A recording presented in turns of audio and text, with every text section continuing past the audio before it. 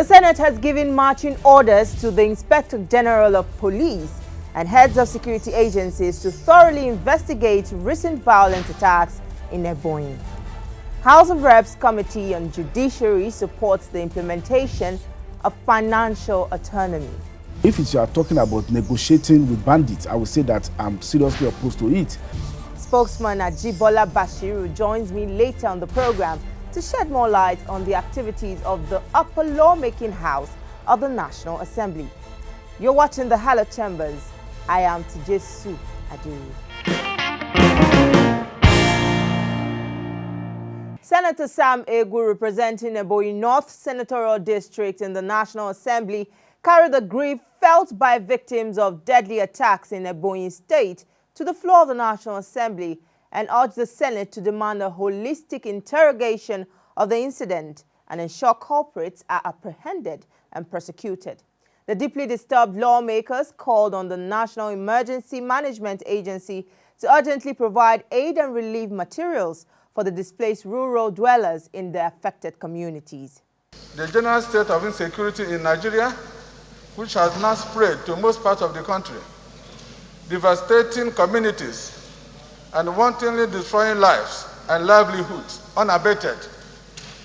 Concerned that the killings, maiming, kidnapping and wanton destruction of lives and property by herdsmen have now become the daily experience of innocent and defenseless people of Ebonyi State, who are murdered in their numbers almost on a weekly basis. We've metamorphosed from communal clashes that has claimed over 700 people between the Efiom and Ezza people, which fall under his senatorial zone.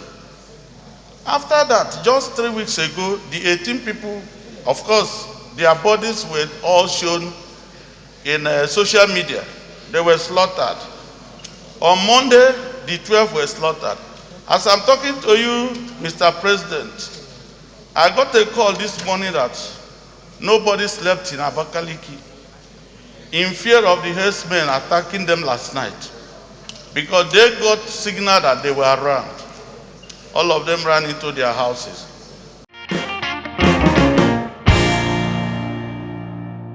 The non-implementation of the Executive Order 10 that seeks to ensure the financial autonomy of the judiciary and legislature now threatens to shut down the National Assembly.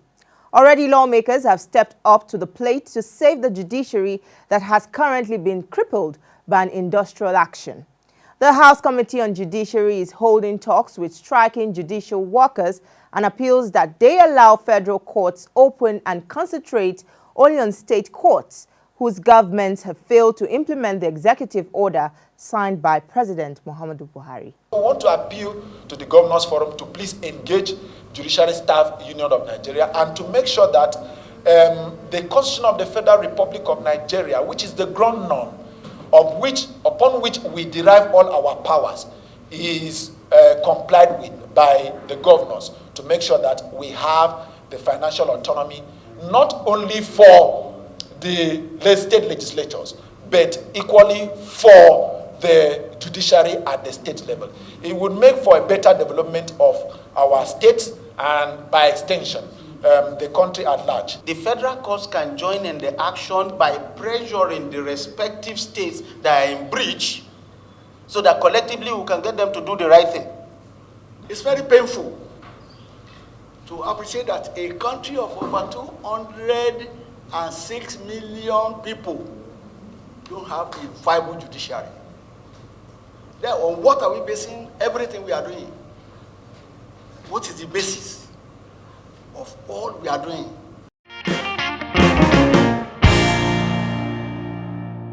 Still talking about committee activities, our spotlight now falls on Public Accounts Committee in the House of Representatives.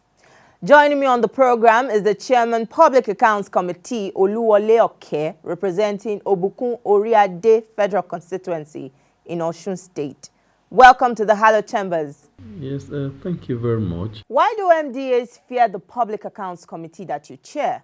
The fear from MDA may stem from the fact that the committee is saddled with the responsibility to consider queries raised by the Auditor General of the Federation on the financials, on their records, on the expenditure incurred, whether it meets the requirements of the Constitution, of the Public Procurement Act, of the Financial Control Amendment Act, and of course the Fiscal Responsibility Act.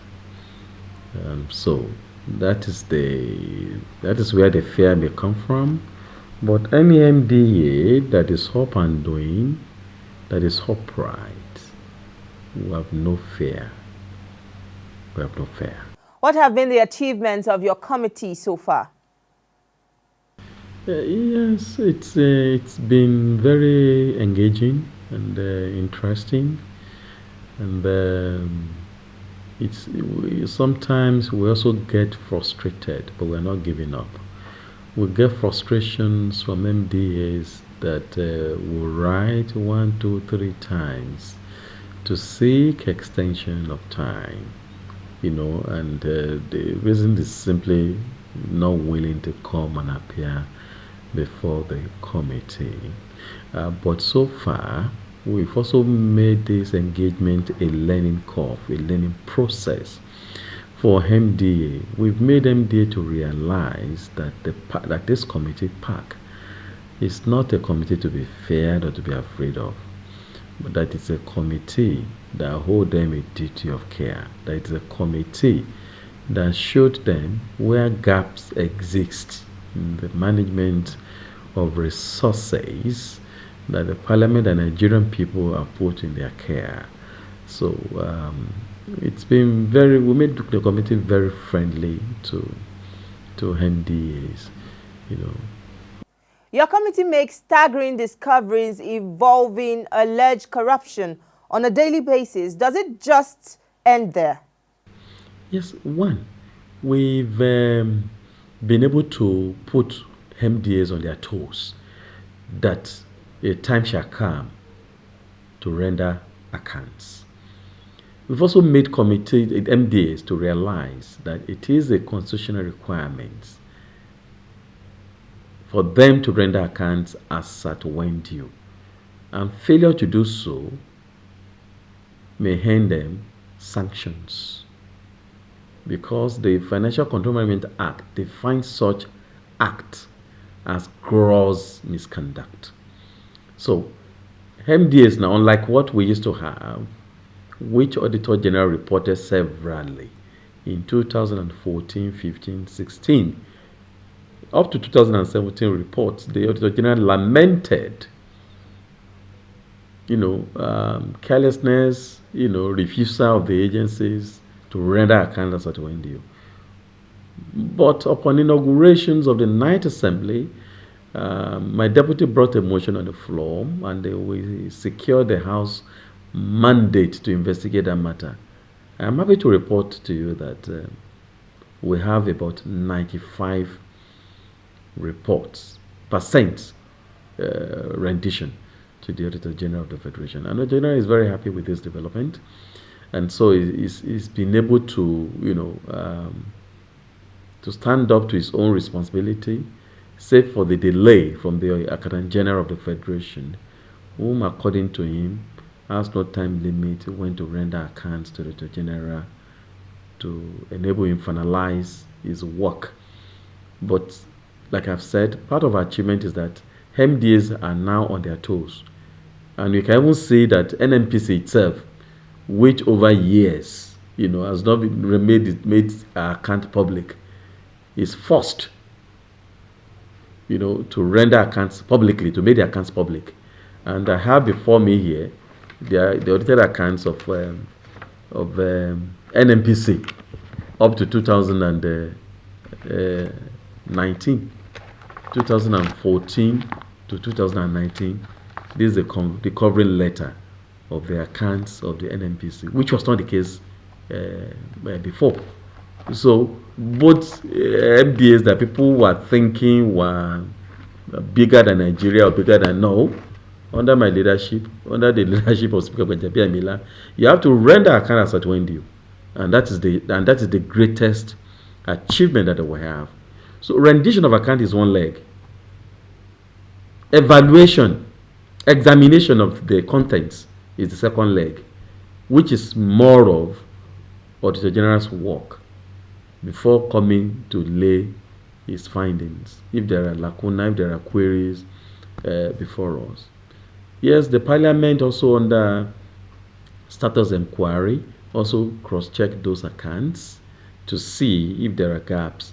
And when there are gaps, we draw the attention of both the Auditor General of the Federation and the agencies involved to them. And we escalate such issues in our reports, which we are working on, which shall be laid on the floor. Do we have a bill to that effect? Yes, I'm working on that. I'm working on the Public Accounts Tribunal. But the leadership of the proposed tribunal will still be appointed by the executive. You see, the issue is this: the audit bill, which we worked on in the 8th Assembly, which unfortunately was not assented to by Mr. President, will have dealt with these issues. Okay, but now that we are back in the 9th Assembly, we have also triggered the audit bill. We have revisited the audit bill. It's on board now. Fortunately, our rules give us windows. Not to start de novo.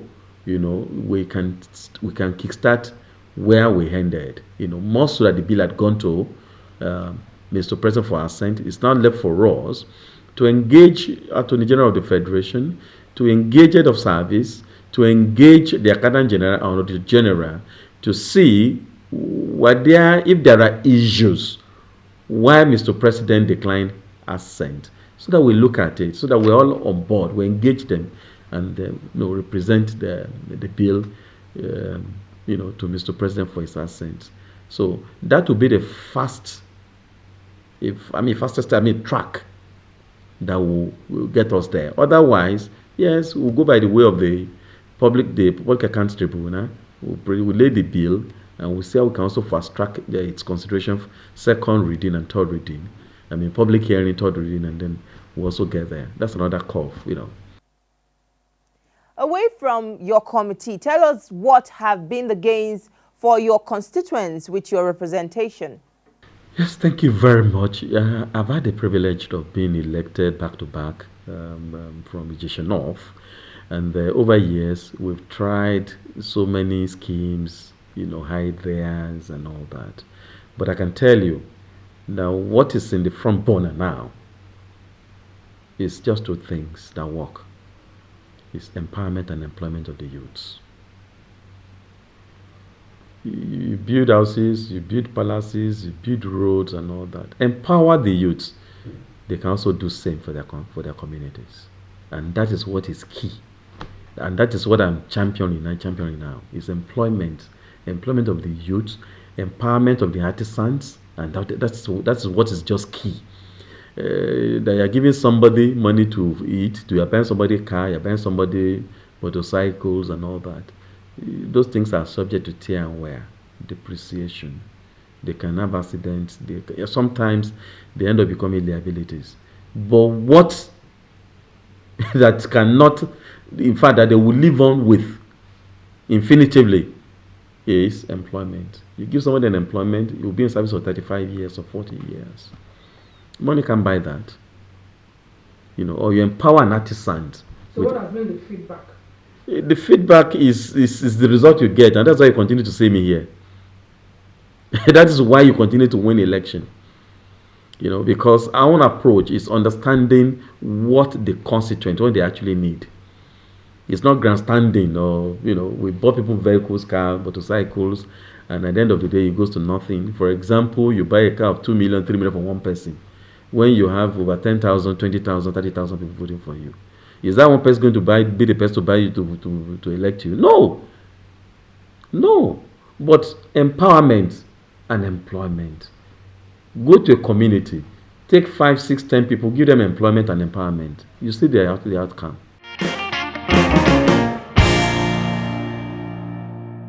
Joining me on the program is the spokesman of the 9th Senate in person of Senator Ajibola Bashiru. It's good to have you on the program, sir. Yes, my pleasure. So the national leader of the All Progressives Congress, Asiwaju Bola Ahmed Tinubu, says it is now time to end austerity measures and inject a more robust stimulus plan that will rejuvenate the economy. How important is this statement, considering that the power of appropriation lies with the National Assembly?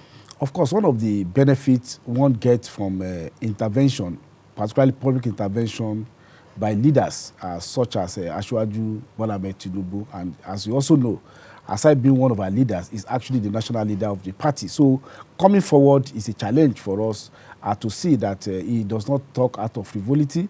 And when you look at even the pattern of our budgeting in the National Assembly, we have largely been on the side of budgeting, very well to ensure that we're able to spend ourselves out of recession and being able to get out of recession earlier in time. And as you also know, that even this year, the budget was robust enough to ensure that we have ample resources coming into the economy. Unfortunately for us as a country, the benchmark price in the 2021 appropriation is at $45 But as fortune will have it, we have had a situation whereby there have been increment in the petroleum price for some period of time, which has enabled us to be able to have some savings, which I believe, based on discussion of the Mr. President with the leadership of the National Assembly, we're expecting a supplementary appropriation, and I believe that the executive will take hint of that very important advice from our national leader. So you're saying that the National Assembly is in line, is agreeing with the national leader? Of course, that's you see, there are different modes of economic policies and economic program. And of course, the one being suggested by the national leader is one that ensures that you need to have a way of stimulating the economy by making funds available. And I think that's also the attitude that the United States President, President Biden, has taken by passing a huge stimulus economic package to ensure that more money are put in the pocket of the people to ensure that the economy immediately turn around, particularly in view of the dwindling nature of the economy because of the COVID-19 pandemic. So all over the country, there seems to be an increasing dissatisfaction with government and complaints about lack of proper representation. Does it mean that elected officers have failed to live up to expectation? I don't know where you get your statistics from as to say that there is complaint about lack of proper representation. I've been in close contact with my constituents, and I attend programs, both enlightenment program, and I relate with well. I don't think anybody, as far as I'm concerned, have raised the issue. Well, of are you sure you are getting the right feelers from the people? Of course, I've met people everywhere. I have offices personally in all the local government, and I have aides that relate with people. You see, you must make a distinction between people who don't even have democratic credentials, and they just maybe have a way of just making criticism. When you talk of quality representation, the only way you can talk of measuring quality representation is the output of the National Assembly. And I will say that by the output that we have had so far in the 9th Assembly, we have performed well in terms of good representation of our people. And I can give you examples. We have been able to pass legislation that has improved revenue of our country. We have been able to pass legislation that has insulated the vulnerable from the harsh economic reality. Like, for instance, the value-added tax, we insulated businesses that have turnover of less than 25 million from application of it. So what we have done is to increase the rate of VAT for those who can actually pay on luxury goods, on items that is based on the earning capacity of the people.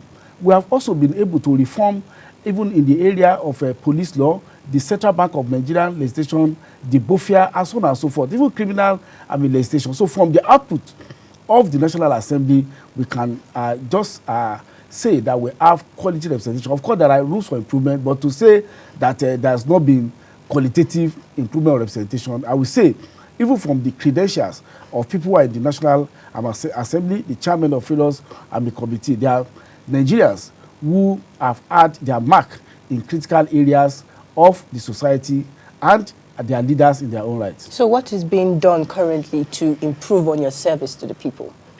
Of course, knowledge is very important. One of the things that we've been doing in the National Assembly is in terms of improving the capacity of even the legislators. We have retreats, we have a workshop, not only for the legislator, but even for the aides. All our aides are being trained, and their capacity being improved. So those are the areas that we believe that we must improve capacity and be able to improve our ability to give more qualitative representation.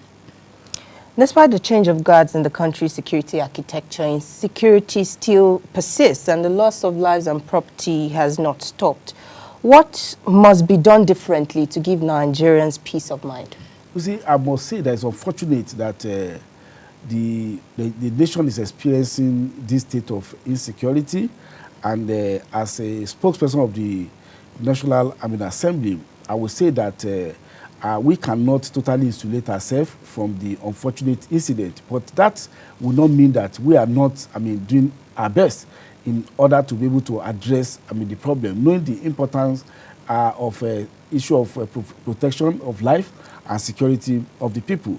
One of the efforts that the National Assembly has put in place is, of course, the recent meeting with the president by the leadership of National Assembly, where it was agreed that we are going to support the federal government in terms of our power of appropriation to ensure that all necessary materials and equipment, as well as capacity development, is given to the Nigerian forces and security agencies, and of course in terms of also improvement of welfare and the communication, and of course in the area of the civil policing. Even as I speak, I have a bill seeking to decentralize the Nigerian police along zonal line, which has of course passed the first reading, and I've had a very good signal from our colleague, the Civil Senator, of support for that bill. What that bill seeks to do is that while we are dealing with the issue of state police at the constitutional review level, by way of amendment of the Police Act, we seek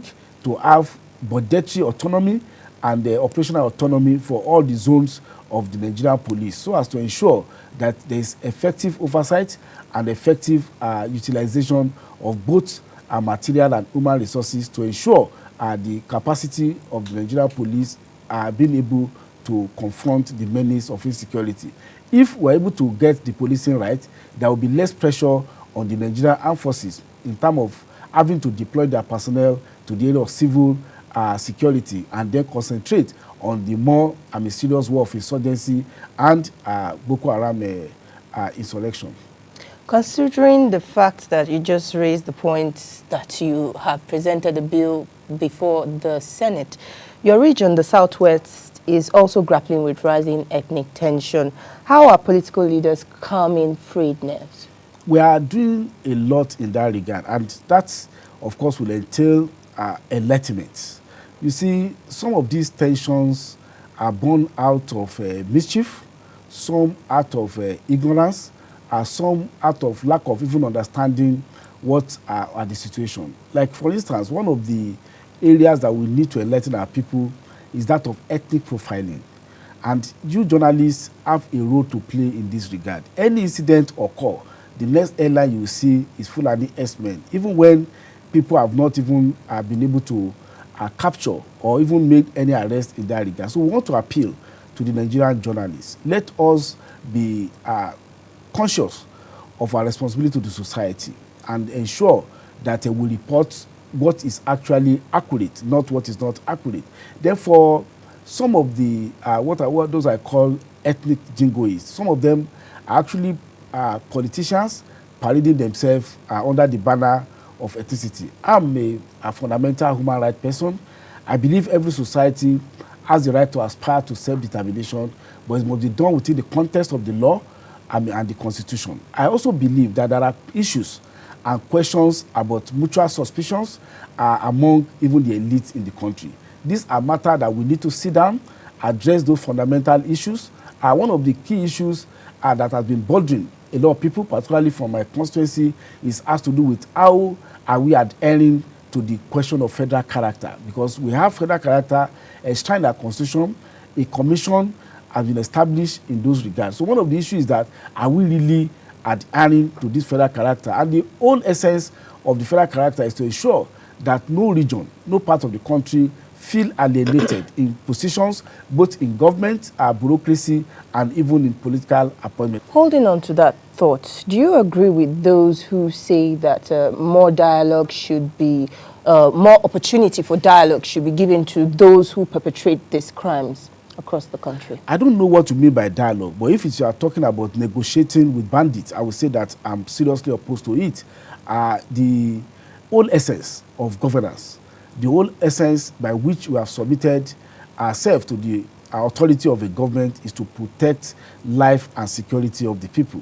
Both, if you look either the Thomas Hobbes theory of a government or John Locke theory of government, even the extreme radical view of Marxism talk about coercive authority of the state being necessary to maintain law and order. So I would say that the idea of negotiating with bandits is just an invitation to anarchy. It will encourage and embolden everybody to take the arms against the state, also believing that at the end of the day, it will get some form of reward and rehabilitation in that society.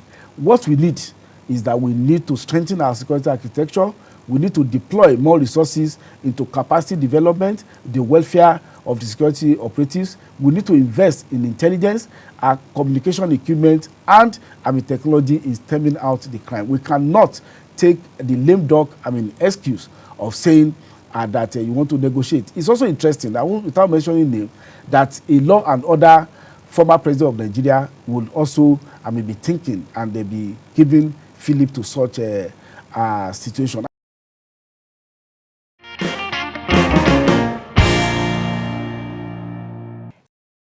That is the program this week. You can follow us on all our social media platforms for updates on activities in the National Assembly. Also follow me on Twitter. My handle is @TJSuAdeoye TVC. Thank you for watching. See you next time.